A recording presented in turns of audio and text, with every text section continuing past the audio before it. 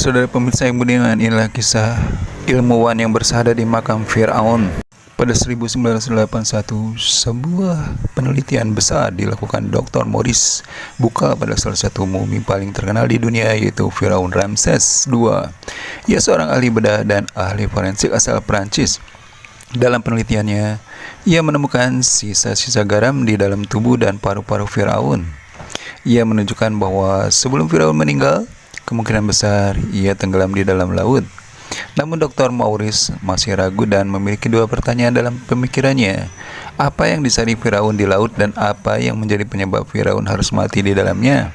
Pertanyaan yang tak memiliki jawaban. Meski Dr. Maurice sudah berusaha mencarinya, akhirnya setelah penelitian diumumkan, seorang kolega asal Mesir mendatangi Dr. Maurice dan memberikan informasi tentang tenggelamnya Firaun di laut. Sebenarnya telah tercatat di dalam Al-Quran. Dalam surat Al-Baqarah ayat ke-50, Allah berfirman, "Dan ingatlah ketika kami membelah laut untuk Musa dan pengikutnya, kami selamatkan mereka dan menenggelamkan Fir'aun dan pengikutnya.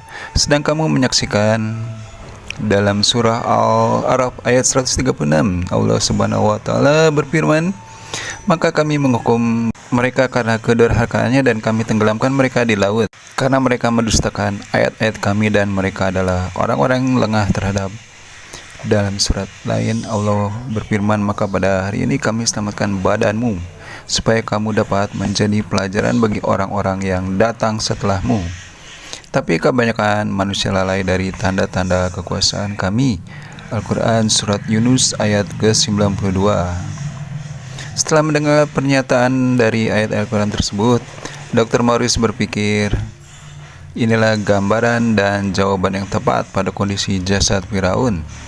Menurutnya, Al-Quran adalah firman dan bukan karangan manusia, karena tidak mungkin sebuah kitab yang diturunkan 1400 tahun lalu dapat memiliki informasi sejarah yang utuh dan sesuai dengan penelitian ilmiah modern. Setelah mencari informasi dan perenungan dengan beberapa ulama, Dr. Maurice akhirnya sadar dan menyatakan keimanannya.